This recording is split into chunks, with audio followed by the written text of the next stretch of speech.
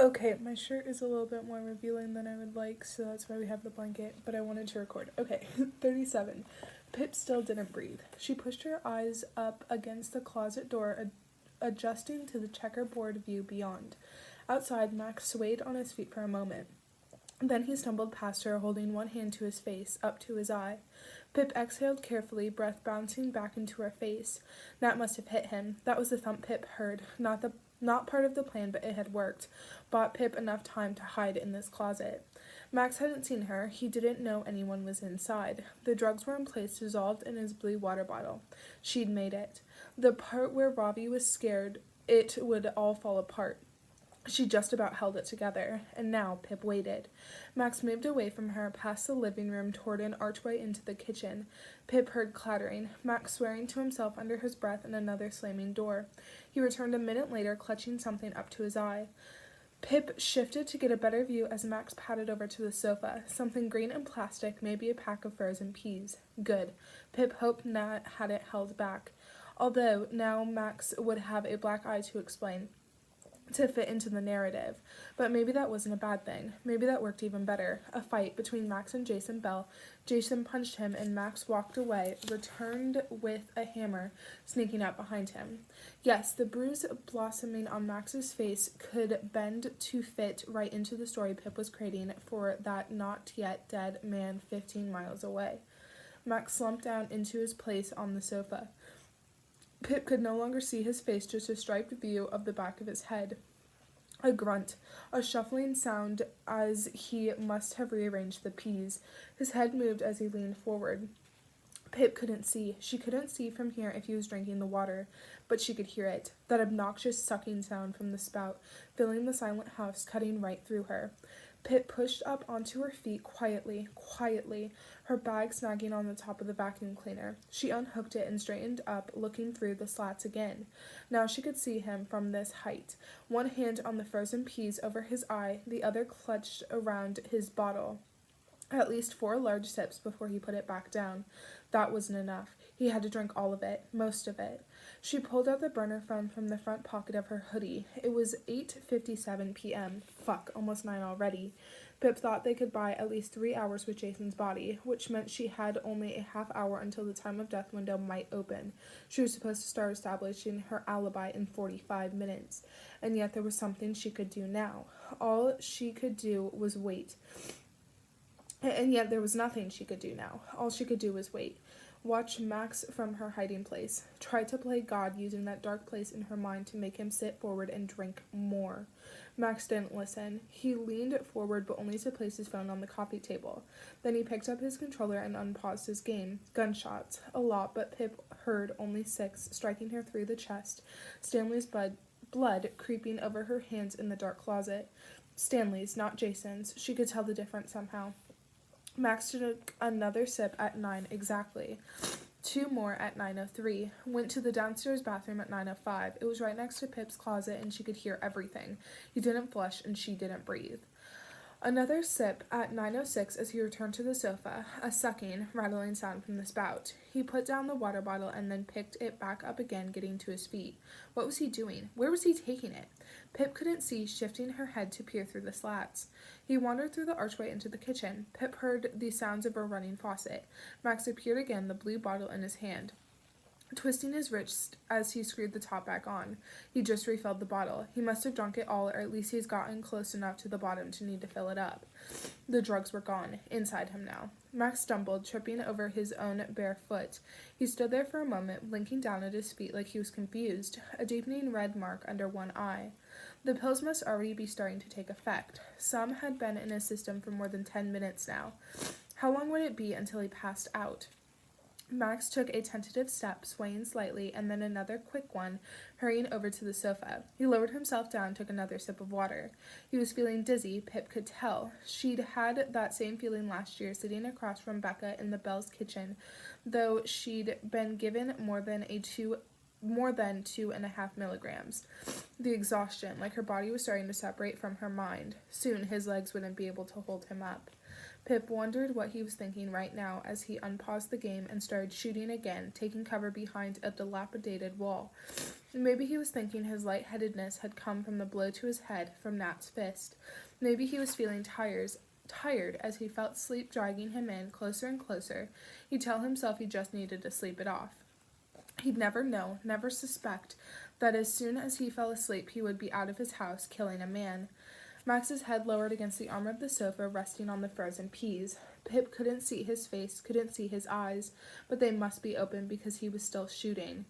But his on-screen character was moving sluggishly too, the violent world spinning around him in dizzying circles as Max started to lose control of his thumbs. Pip watched, eyes flicking between the two, waiting. She glanced down at the time, the minutes running away from her. And when she looked back up, neither of them was moving. Not Max, stretched out on the sofa, head up on the arm, and not his character on screen, standing still in the middle of a battlefield, life bar draining as he took hit after hit. "You're dead," the game told him, fading to a loading screen, and Max didn't react, didn't move at all. He must have passed out, right? He must be unconscious. It was 9:17 p.m. now, 20 minutes after he'd started drinking the spiked water. Pip didn't know, and she didn't know how she could know for certain, trapped back here in the understairs closet. If she left her hiding place and he wasn't asleep, the plan was finished, and so was she. Gently, Pip pushed the slatted door of the closet, opening it just a few inches. She grabbed around her, looking for something small to test it out. Her eyes landed on the plug for the vacuum cleaner. Its long wire wound around the machine. That would do.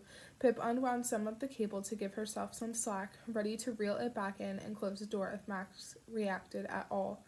She threw the plug out of the closet toward the living room. It clattered, bounding 3 times against the floorboards before it reached the end of its wired leash. Nothing.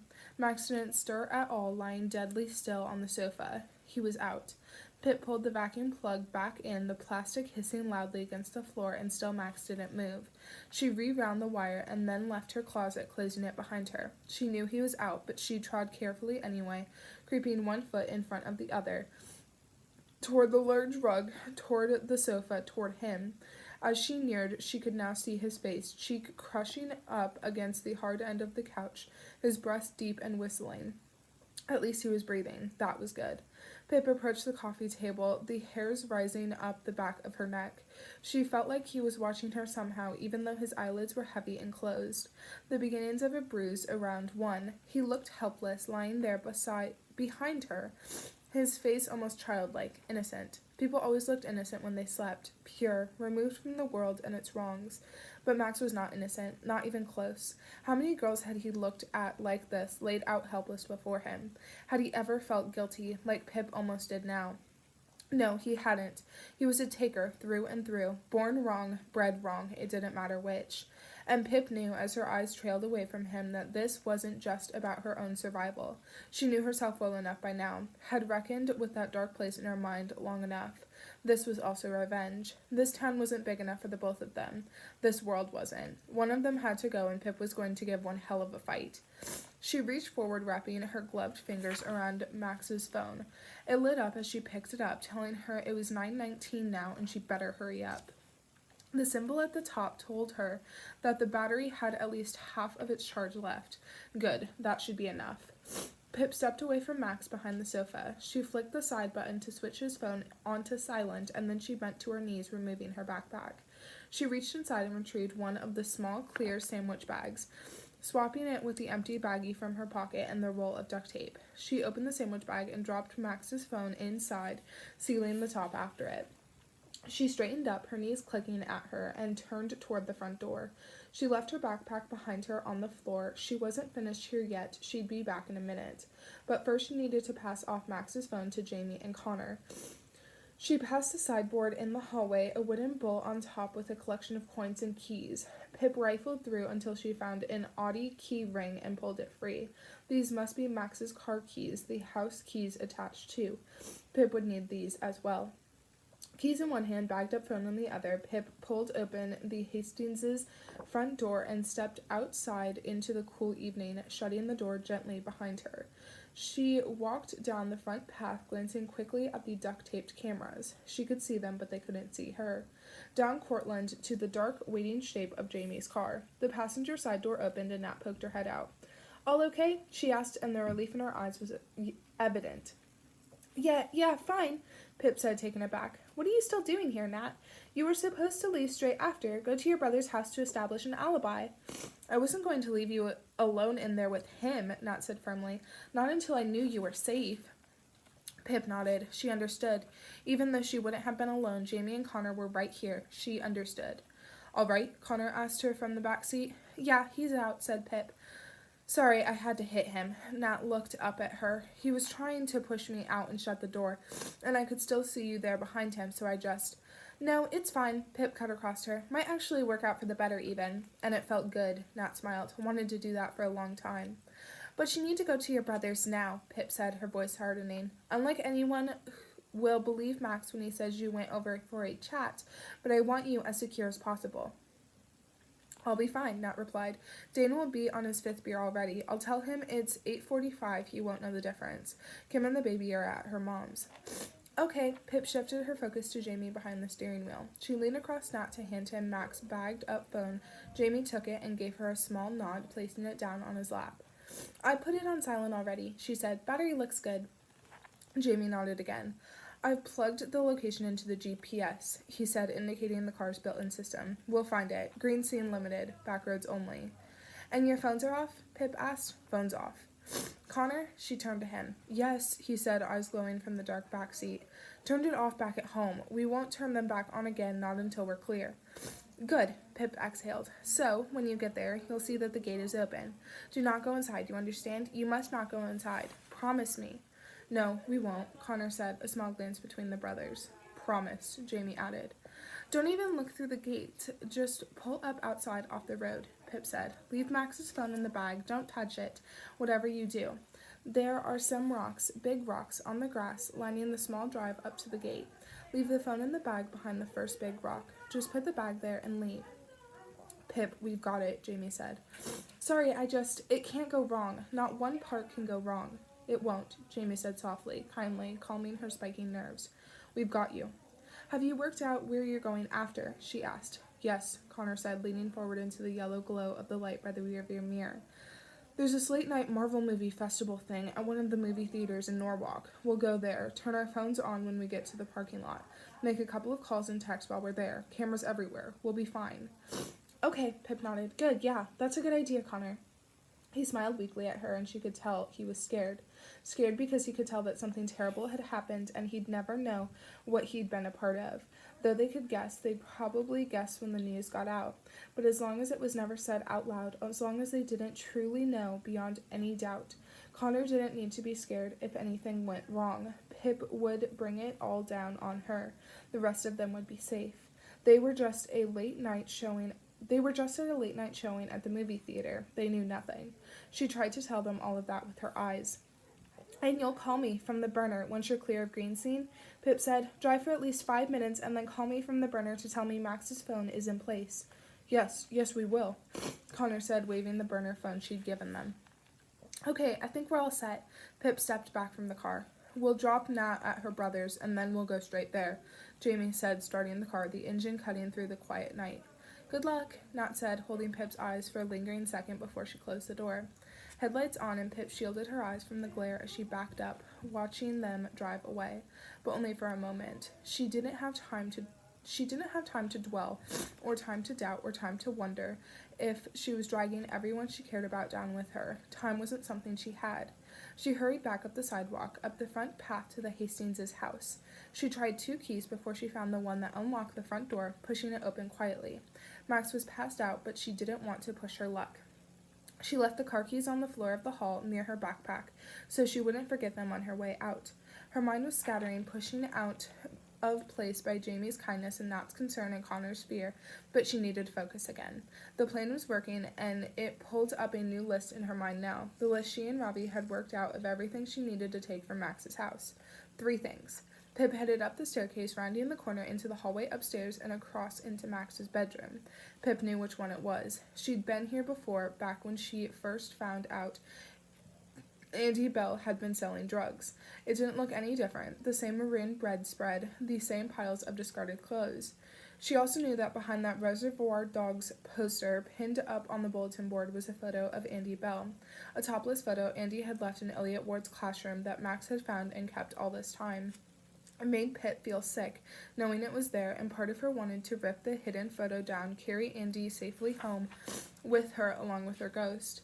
Andy had suffered enough at the hands of violent men, but she couldn't do that. Max couldn't know anyone had been here. Pip turned her attention to the white laundry basket overflowing, its lid balanced precariously on top. She pushed the lid off and rummaged through Max's dirty clothes, glad for the gloves covering her hands. About halfway down she found something that would do, a dark gray hoodie with a zipper, creased and wrinkled. Pip chucked it out onto Max's bed, then repacked the two-full laundry basket the same way she'd found it. Next, she headed toward his built-in closet. Shoes. She needed a pair of his shoes, preferably ones with a unique tread pattern. Pip opened the doors and stared inside, her eyes falling to the very bottom of the chaotic jumble of shoes that greeted her there. She bent down and reached in toward the back. If the shoes were at the back, that likely meant Max didn't wear them as often. Pip discounted one pair of dark running shoes, their soles rubbed flat and smooth with age. She found another nearby, a white sneaker, and turned it over, her eyes following the hectic, zigzagged lines of its soles. Yes, that would make for some good tracks, and these weren't the shoes he used on his daily runs. She fished through the pile of mismatched shoes, searching for the pair, fishing it out from a tangle of laces. She straightened up, about to close the closet doors, when something else caught her eye, a dark green baseball cap with a white check mark balanced on top of the hangers. Yes, that might come in handy, too. Thank you, Max, she thought, mentally adding it to the list as she grabbed it. With the gray hoodie, the white sneakers, and the cap bundled in her arms, she made her way downstairs, stepping in between Max's deep sleep breaths. She laid the pile of clothes down beside her backpack. One last thing, and then she was out of here. The thing she was most afraid to do. She reached in and pulled out another resealable sandwich bag. Pip held her breath, though she didn't need to. If Max could hear anything, it would be the sound of her heart throwing itself around her ribs. How long could it keep going at this rate before it gave up and gave out? She walked up silently behind him to the other side of the sofa, where his head lay, and listened to the sound of his breaths as they rattled his top lip. Pip edged closer and then crouched, cursing her ankle as the bone clicked, echoing in the quiet room. She opened the sandwich bag and held it up beneath Max's head. With her other gloved hand, she drew her thumb and forefinger close, and then gently, slowly, she pushed them through Max's hair toward his scalp. There was only so gentle she could be, pulling hairs out of his head, and that's what she had to do. She couldn't cut them out. She needed the root and skin cells attached to the hair carrying his DNA. Carefully, she pinched her finger and thumb together around a small clump of his dark blonde hair. She jerked her hand back. Max sniffed, a heavy breath and a stuttering in his chest, but he didn't move. Pip could feel her wild heartbeat even through the backs of her teeth as she studied the hairs snagged between her fingers. Long, wavy, a few visible bulbs of skin at the root. There weren't many, but they would have to do. She didn't want to risk trying again. She lowered her fingers into the sandwich bag and rubbed them together, the blonde hairs floating down into the clear bag, almost invisible. A couple still clung to the latex glove. She wiped those off against the sofa, sealed the bag, and stepped away. Back in the hall, she packed Max's hoodie away into the large plastic freezer bag, his shoes and his cap into another, before stuffing them all into the main body of her backpack. It was full now, the zipper struggling to fasten, but that was okay. She had everything she needed. She tucked the bag with Max's hair into the front pocket instead, and then hoisted it all up onto her shoulders. She flicked off the light in the living room before she left, unsure why she did. The yellow lights, harsh as they were, wouldn't be enough to pull Max out of unconsciousness, but she didn't want to take the chance. He still had to be like this when she got back in a few hours. Pip trusted the pills, as Max had surely done himself countless times in his life, but she didn't trust anything that much, not even herself.